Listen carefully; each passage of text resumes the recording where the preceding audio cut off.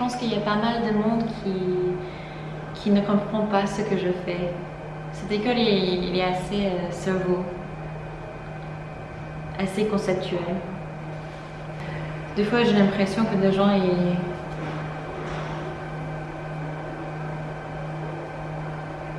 ils voient ce que je fais comme pas très sérieux, enfantine, parce que c'est très coloré, c'est très fun,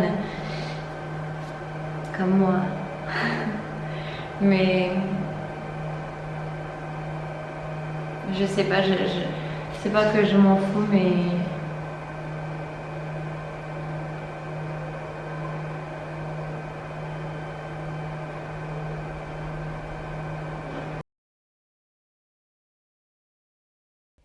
Why do you want to make art? Why do you feel this urge to create something and to share it with the world? What if no one ever saw it? Or what if people did see it, but they didn't see you? What would that mean for you? that's the part that I don't like. I've thought about this question a lot. Why do I have this urge to create something? Why do I want to share my thoughts and my vision of the world? Why do you want to make art?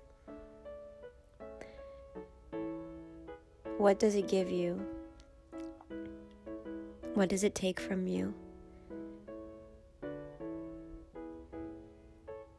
Does it give more than it takes?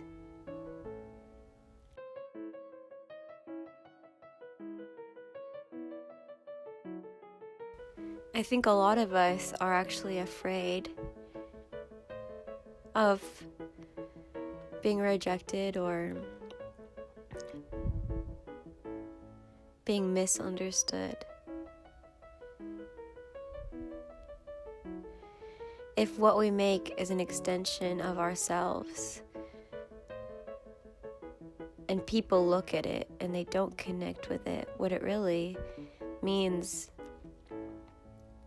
and why it matters so much is that they're not connecting with you. When they're looking at something that you create, they're looking at sort of this little rhinestone of your soul that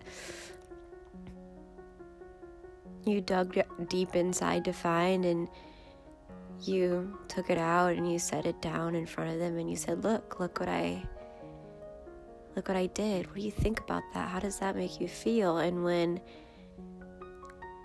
people look at it and they don't feel anything, or if they don't understand it, it's more difficult to disconnect it from yourself. So really understanding how to overcome fear of people not liking your art is more how to overcome the fear of people not liking you. You know?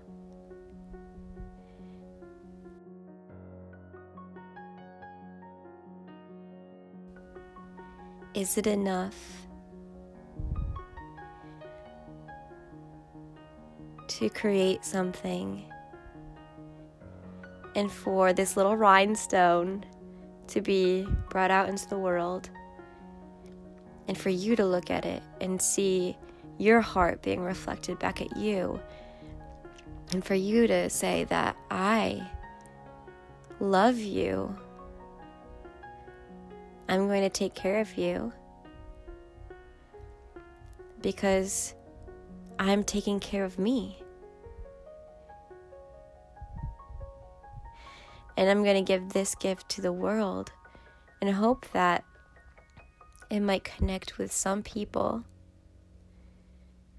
Just like I hope that my soul will find its people, and it doesn't have to be everybody, but even if it's just a small group that can look at this thing and have this shared experience, it's your way of saying, I was here and I felt something while I was here. I think the biggest thing that most people get caught up with in the beginning of creating is technique. Technique. Hate that word. It sounds as cold as it is, to be honest. But it's kind of like with money, you know, like money can seem so scary, but in reality it's just a tool. Technique serves as a tool to help you better tell the story that you want to tell. But oftentimes I feel like we put the technique first and it can get in the way of what we actually want to say. For example, I think that especially like in the visual arts, people put value on whether something is well painted, you know, whether the shading is good or the brush strokes are nice or, but what about people who, like Matisse, for example, who, oftentimes would just do these blocks of colors, but looking at that, there's something about it that's so much more poetic, and I think that it's a great example of, technique can help you.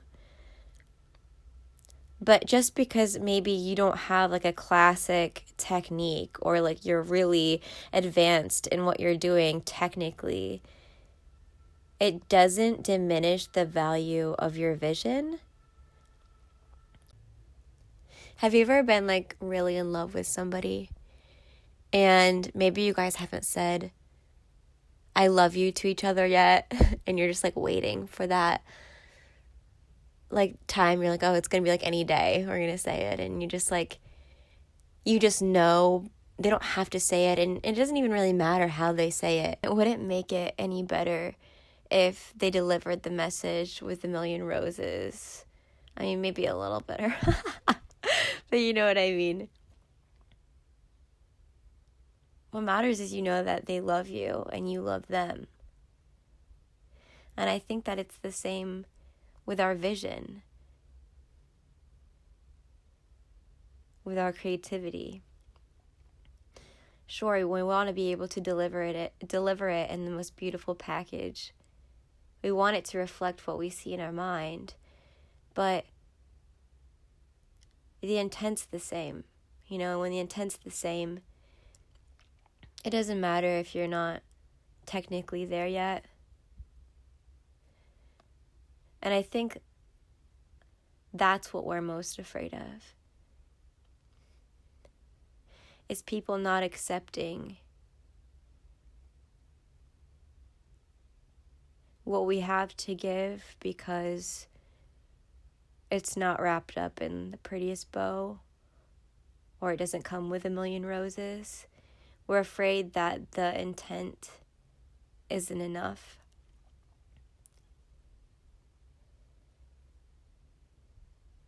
And maybe for some people it's not.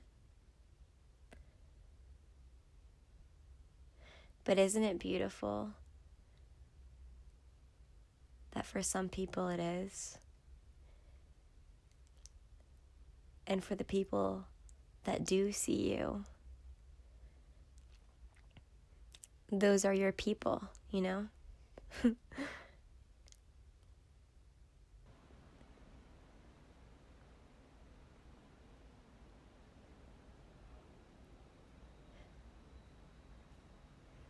When you think about how many people are in the world, and I'm getting kind of teary-eyed just talking about it.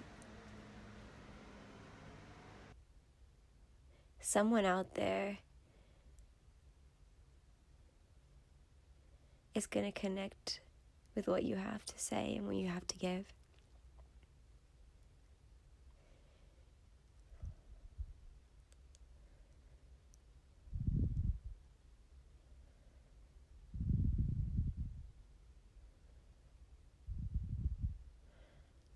But most importantly,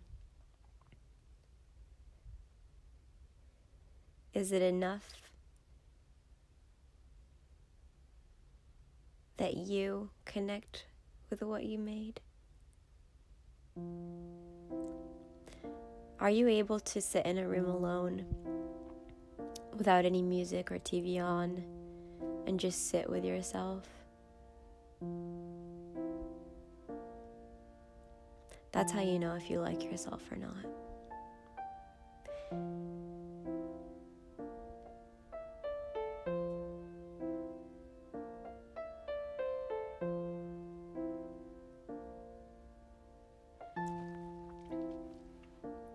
I don't know. I'm a little,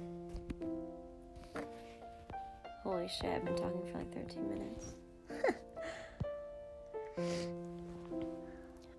I wasn't planning on making this into a video or whatever. I just sometimes sit with myself and I have these thoughts. Also, I'm not crying. I'm sick, so. But if I were, that's okay. The last thing that I wanted to say about that is I think that oftentimes when we're first starting out, we compare our beginnings to somebody who's been doing what you are trying to do for 20 years, you know? We look at what we did. Maybe like it's your first time ever trying to write a song or your first ever painting, and you look at it and you're like, well, this looks like shit.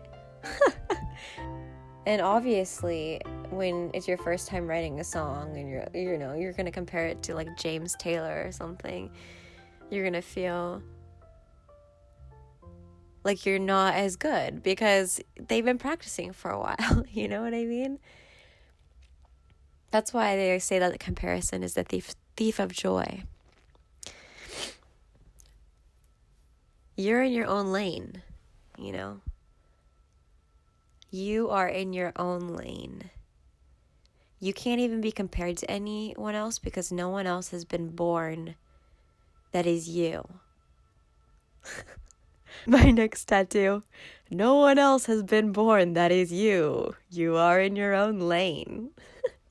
There's this quote that I really love as well, and it says, your experience in the world depends vastly on whether you believe you live in a loving world or a mean-spirited world. A world that's rooting for you or a world that just wants to knock you down. And in reality, it doesn't matter what the truth is. It doesn't matter if people do around you have like a mean-spirited bone or whatever. What matters is what you choose to believe. You know, like there's always good and bad in people. Have you ever met somebody and, you know, maybe you see the good in them and that makes them want to be better? Like they want to give to you what you see in them already. And so you're lifting them up to where you see them.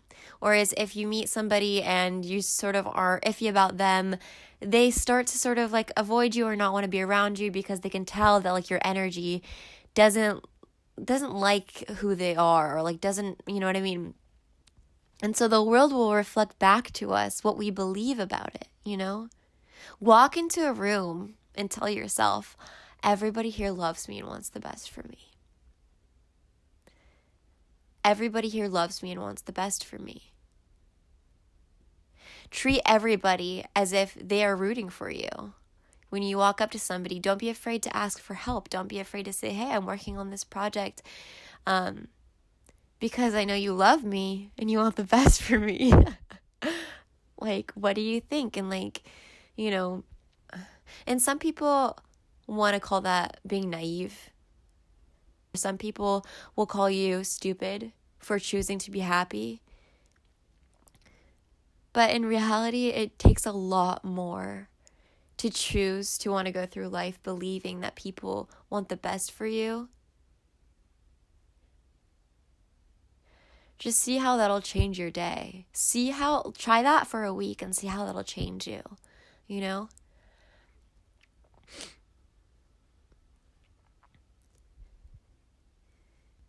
So when I think back to myself, why I want to make things and to share them with others,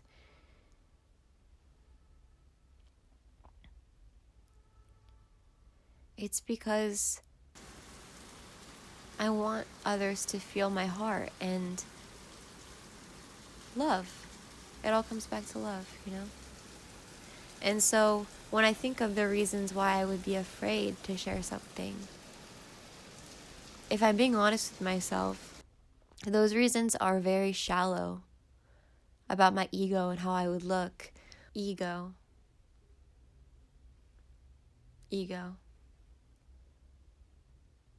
Kill the ego. Sort of like when you make cookies for somebody and you give them a cookie. If they didn't like the cookie, you'd be like, oh, well, look, there must have been something in maybe I got like the measurements off this time, you know, but they'd still be happy that you gave them the cookie. And also, you'd be like, well, fuck it, I can just go back and make another batch. And it's sort of the same thing when we're creating. Like, why does this song have to be like the best song that you've ever made in your whole life? Why can't you make a fucking batch of bad songs? Like, why can't you do that? And then go back and maybe you'll make a good one? Like, why can't we treat our art like we do baking? Like, why does it all have to be like so important and serious every single time? Like, why can't we make a few things that are not maybe exactly what we wanted, but we like tried, you know? Y'all, make some cookies today. Make some duds. I guess that's like how my vision is now. My vision is now when I make something, I'm just going to do the best of my ability right now to try to match up to what my vision is and what I want to say. But if it doesn't turn out exactly how I wanted, like, I'll fucking make another batch, you know? Like, I'll make another batch of cookies. And they'll be even, how do you even describe cookies again? Juicy? No, cookies aren't juicy. Moelleux. That's the word in French. Creamy. No, that's not how you say it. They'll be even gooier. They'll be even better than the first batch.